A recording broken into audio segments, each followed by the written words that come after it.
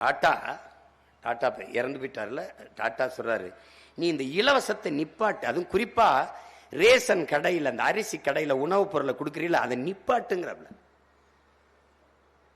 அது இலவசம் கிடைக்கிறனாலதான் அவன் குடியின் பக்கம் போறான். 300 400 500 ரூபாய் குடிச்சு அழிக்கிறான். நீங்க இந்த இலவசத்தை இப்படி கேள்வி பாட்டு பாருங்களேன். என் உடன் பிறந்தார்கள் இப்படி கேள்வி கேளுங்க. அண்ணன் என்ன இப்படி கேள்வி கேட்கணும்? தீபாவளிக்கு பொங்கலுக்கு ஒரே நாள்ல தமிழ்நாட்டில் எவ்வளவு டாஸ்மார்க் வியாபாரம் நினைக்கிறேன்?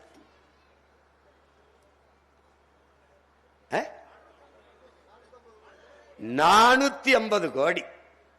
தம்பி, ஒரே நாள் வியாபாரம் 450 கோடி.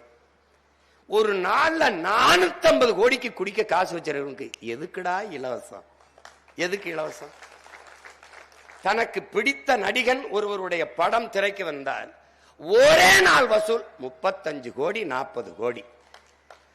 குடிப்பதற்கும் பொழுதுபோக்குக்கும் கோடி கோடியாக கொட்ட காசு வச்சிருப்பவனுக்கு நீ எதுக்கு இலவசம் கொடுக்கிறான்னு கேட்டா பதில் இல்லை.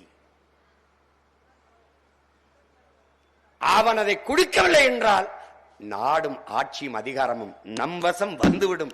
இதனாலே பயப்படுறான்.